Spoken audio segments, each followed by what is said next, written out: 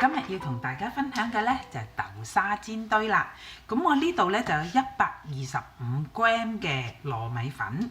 我首先呢就要加4茶匙糖落去，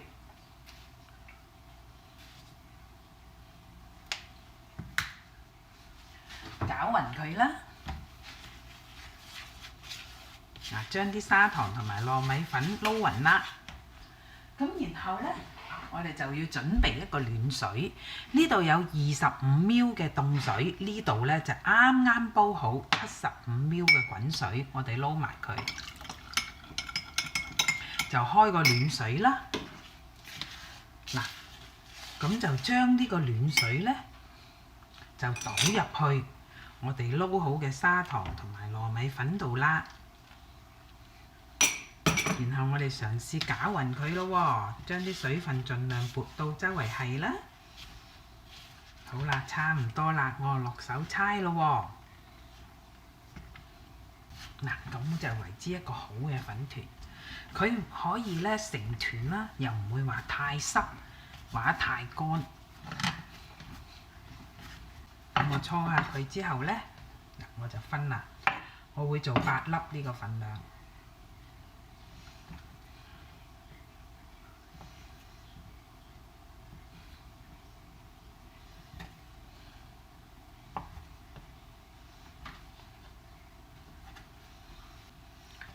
我首先呢就搓完佢先，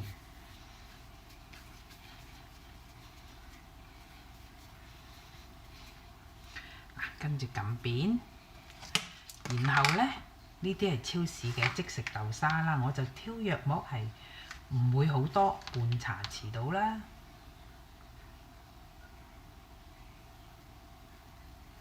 跟住呢就揸埋佢。揸埋佢再搓過，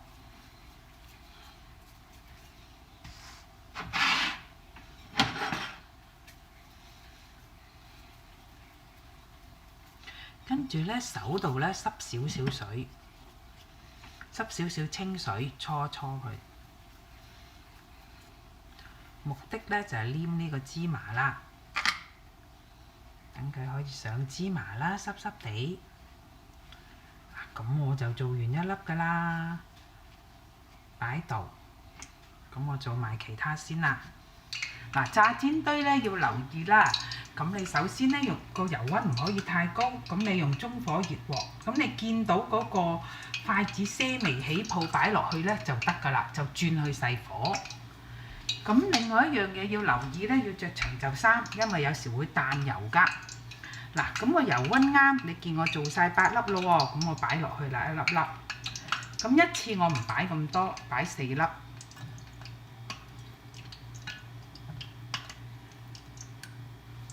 嗱，就一路炸一路撥佢，因為等佢受熱均勻啲啦，唔會話有一度啊底嗰度咧一度特別熱，第二度啊受唔到熱。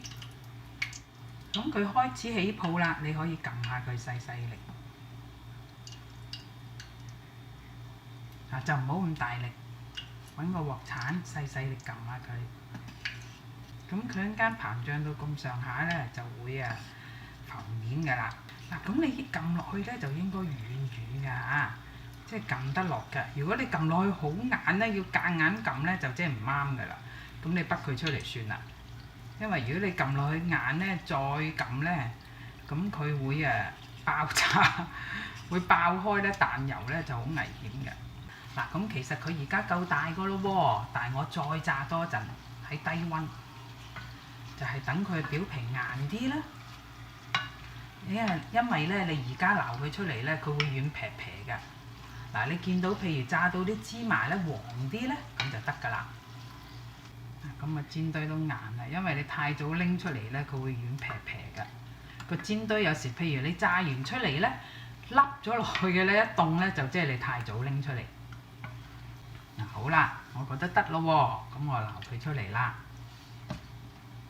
就傾油啦，嗱，粒粒圓圓靚靚咁樣出咗嚟啦。